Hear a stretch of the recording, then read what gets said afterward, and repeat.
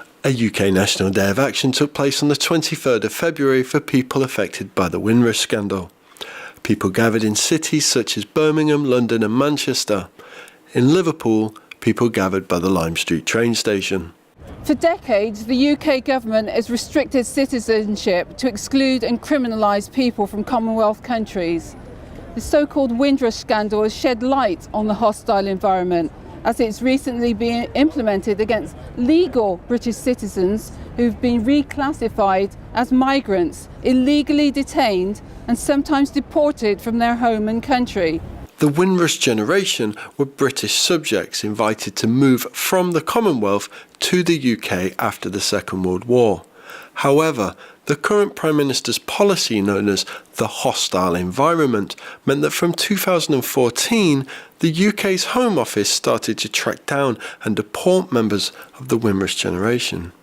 The Windrush was the first boat that arrived in the UK when carrying West Indian migrants in 1948. Those migrants that arrived on the boat were all British subjects and therefore entitled to settle in Britain.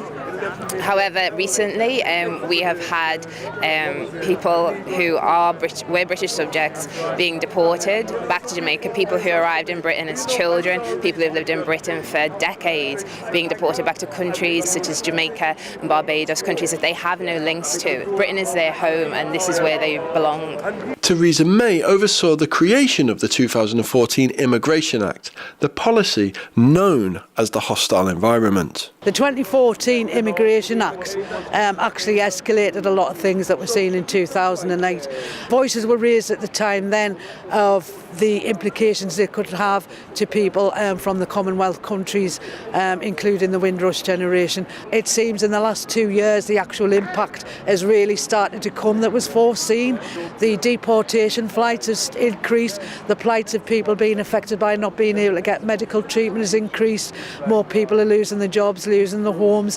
The hostile environment meant that Theresa May's government were now asking people to provide physical documentation for each year they had lived in the UK. Those that couldn't provide all the documentation lost everything: their pensions and their rights. My granddad came in the early 50s. My granddad's in his late 80s. You know, some 8-year-olds don't have their full faculties. You know, so to try and tell them that they need to sort of work around the quite incredibly complex immigration systems that we have in this country, it's just obscene. It's obscene and it's wrong. The scandal worsened when it was revealed the government not only held but had destroyed the very documentation that would prove these people's right to stay. Something so big as what is going on with Windrush is no way an accident. You know, the government calculate, they don't make mistakes like that to burn documentation of people who would have validated them as being British, you know, and the people who are in this situation, their condition is because of what Britain done historically. People from the Commonwealth had been invited to the UK, worked here for their entire lives, paid taxes, raised families, built communities, and were now being deported, where many of them still remain. The Windrush generation saved us all and made this country a better place. But now we have to repay that service by supporting so many of them in their hour of need. It's inconceivable that people who've lived and worked and contributed to society for decades and decades should be threatened with deportation when their children and their grandchildren were all born here, or people denied access to the NHS. They're facing eviction from the properties. They're losing the right to work. You know, the right to work in this country after, you know, sort of building this country after the Second World War, relying on food banks, people becoming destitute.